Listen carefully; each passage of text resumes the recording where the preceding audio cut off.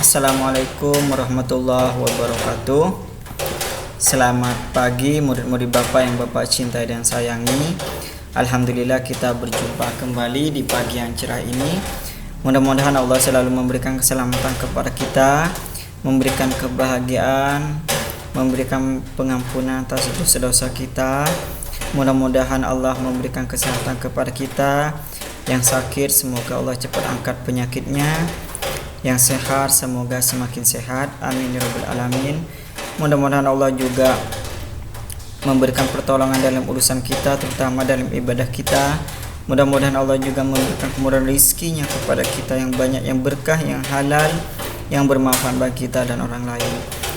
Mudah-mudahan Allah juga memberikan kepintaran kepada kita, menjadikan kita orang yang berguna bagi orang lain, bagi kita sendiri dan orang lain. Amin amin ya rabbal alamin. Baik murid Bapak, untuk hari ini kita melanjutkan tema. Kita masuk di tema 7 subtema 2 ya. Kemarin subtema 6, subtema 2 pembelajaran terakhir. Kemarin Bapak ngasih tugas ya tentang volume gitu ya. Sekarang volume tidak diulang lagi, volume nanti Bapak akan ulang kembali. Sekarang masuk di materi baru. Kita sekarang akan belajar tentang bahan dasar pakaian ya. Sebenarnya pakaian itu ya, dimulai dengan pakaian dulu ya. Pakaian itu merupakan suatu alat yang kita sangat butuhkan untuk melindungi diri ya, melindungi diri dari panas, dari hujan. Kemudian pakaian itu juga bisa digunakan ketika kita sedang kedinginan gitu ya. Kemudian bahan dasar pakaian itu sebenarnya itu bahan dasarnya itu, coba perhatikan halaman 63. Di halaman 63 itu ada seorang pengembala kambing atau orang yang sedang mengambil kulit kambing domba gitu ya. Bulu domba. Nah, bulu domba ini nanti bisa dijadikan sebagai bahan dasar. Bahan dasar itu apa, Pak? Utama ya. Kan benang ya. Sebelum jadi benang itu, benangnya itu terbuat dari bulu domba ya. Bulu domba itu hangat rasanya sehingga kalau pakaiannya itu terbuat dari bulu domba, maka dia akan terlindungi dari dingin gitu ya, cuaca dingin. Kemudian ada juga yang terbuat itu ada gambar ulat ya. Gambar ulat itu berarti benangnya itu berasal dari kepompong ulat gitu ya. Kepompong ulat itu nantinya yang disebut dengan kain sutra. Kain sutra itu oleh seorang wanita untuk menghiasi di pakaiannya, kemudian digunakan ketika acara-acara resmi, ketika pernikahan gitu ya. Kemudian kalau cowok tidak boleh menggunakan pakaian kain ya. Ada yang mengharamkan laki-laki memakai kain sutra, itu haram hukumnya ya. Kemudian kulit domba dan bulu domba dan kepompong itu bagaimana cara pembuatannya, Pak? Nah, sebelum ke bulu domba itu kebanyakan pakaian yang kita pakai kayak pakaian bapak, pakaian kailan terbuat dari kapas gitu ya kan. Tetapi ada yang terbuat dari kulit gitu ya, itu spesial, maksudnya itu khusus, pakaian khusus gitu ya, untuk melindungi dari hujan ya. Jaket kulit ya, itu kan nggak nyerap air ya. Kemudian bulu domba itu biar terasa hangat gitu. Kalau kain sutra biar kelihatannya gitu ya. Oke, bagaimana cara pembuatannya? Nah, perhatikan. Seandainya di sini contohnya kapas ya. Kapas. Di sini bisa bulu domba boleh, bisa kepompong ulat boleh. ya. Kemudian setelah itu mereka setelah diambil maka memental ya, dimentalnya bagaimana? Dimentalnya seperti ini, kapas taruh di sini ya, kemudian ditarik nih ya, diulur, nah sehingga menjadi panjang bersatu ya, yang awalnya menggumpal ya, kemudian digulung gitu ya, ditarik ya, kemudian digulung menjadi benang seperti ini ya. Kalau sudah menjadi benang maka ditenon ya, kalau menggunakan tangan. Akan tetapi kan sekarang udah canggih ya, tidak usah pakai tenon lagi. Kalau tenon kan zaman dahulu, zaman sekarang pun ada, kalau pengen teliti itu pun bahkan hasilnya itu lebih bagus daripada mesin gitu ya. Kayak kemudian menenon, kalau menenon ini menyatukan gitu ya, kemudian yang gabungan dari banyak benang gitu kemudian disatukan ya. Nah setelah itu kalau sudah ditenon pasti akan menjadi kain yang lebar gitu ya. Kemudian kain ini setelah itu dibuat pola, dikasih ukuran, dikasih garis gitu ya. Kemudian setelah itu dijahit, baru jadilah baju yang kayak kita. Itu proses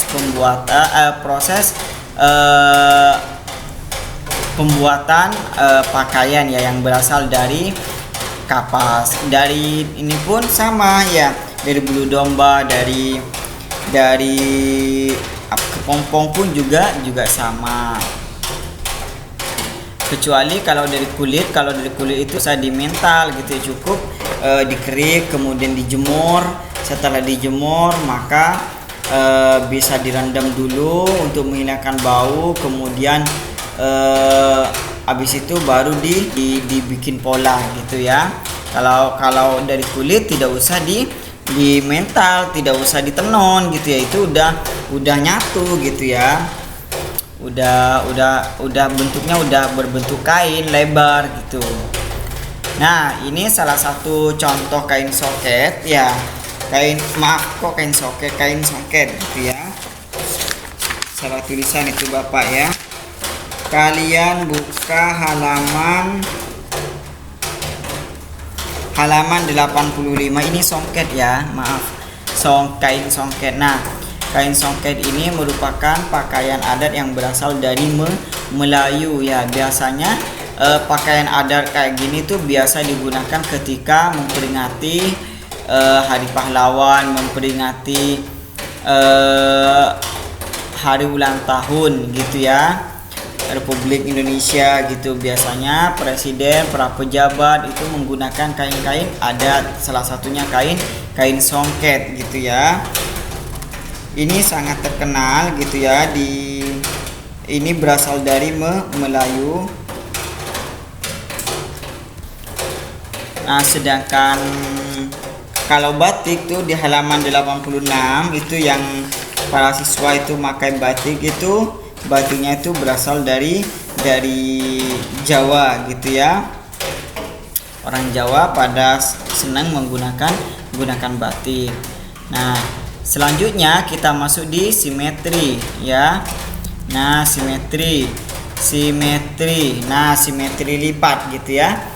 Simetri itu ciri-cirinya di situ sudah ada, Bapak tuliskan kembali. Nah simetri lipat itu apa Pak?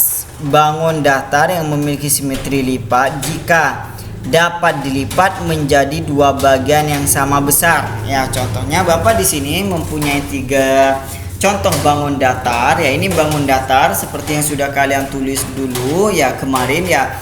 Ada segi 4, ada persegi panjang, ada segitiga, ada lingkaran, ada segi 5, segi 7, segi 6 dan seterusnya gitu ya. Oke, perhatikan. Ini salah satu contoh sudah Bapak kalian bisa bikin di rumah dulu, bisa bikin kemudian meniru apa yang Bapak contohkan ya. Oke, yang pertama lipat menjadi 2 bagian yang sama ya. Berarti ini dapat dilipat gitu ya. Kalau ini bisa dilipat, kemudian lipatan saling menutupi dengan tepat, bisa menutupi satu sama lain, maka disebut dengan simetri lipat ya. Oke, berarti kita coba lipat ya, apakah ini bisa melipat rapat gitu ya dengan tepat. Nah, coba dilipat tengah-tengahnya. Nah, ternyata bisa gitu ya. Ternyata bisa gitu. Berarti ini disebut dengan simetri lipat. Kemudian persegi panjang itu ada berapa simetri lipat? Ke sini 1, kemudian ke sini bisa nggak? Kalau ke sini kan 1, setelah situ ke sini bisa nggak? Nah, ternyata bisa. Ada 2 simetri lipat. Kemudian kalau di begini Pak, bisa nggak? Kalau begini, nah tidak bisa kalau begini ya, karena di sini tidak tertutup rapat. Nah, hanya sampai di sini saja ya. Berarti kalau persegi panjang itu simetri lipatnya ada 2. Kemudian kalau segi 4 atau persegi itu bagaimana Pak? Sama gitu ya. Ini Bapak sudah kasih A, B, C, D ya.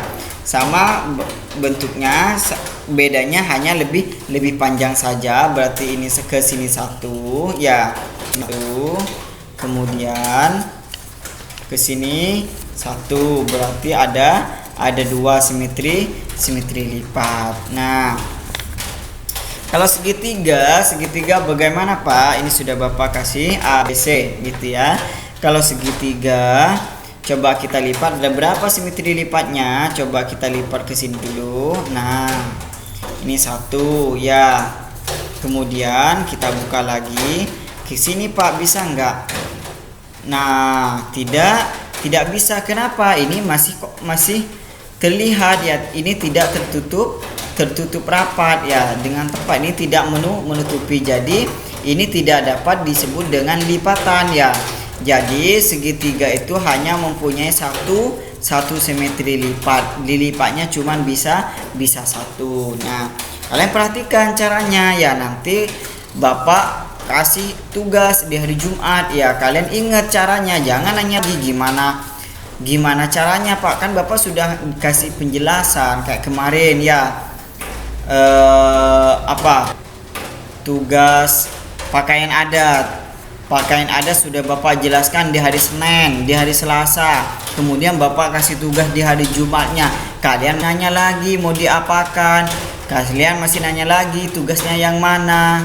Mau digambar apa gimana? Kan Bapak udah jelaskan. Kalian ngambil di internet, kemudian di screenshot kirim ke Bapak gitu. Sekarang kalian perhatikan ya, kalau Bapak nyuruh kalian nanti simetri lipat, semua Bapak nyuruh kalian buatlah lingkaran atau buatlah segi 5 atau buatlah segi apa gitu, contoh ya, kasih tahu gambarnya seperti apa, kemudian kalian lipat, maka jadi berapa lipatan gitu ya.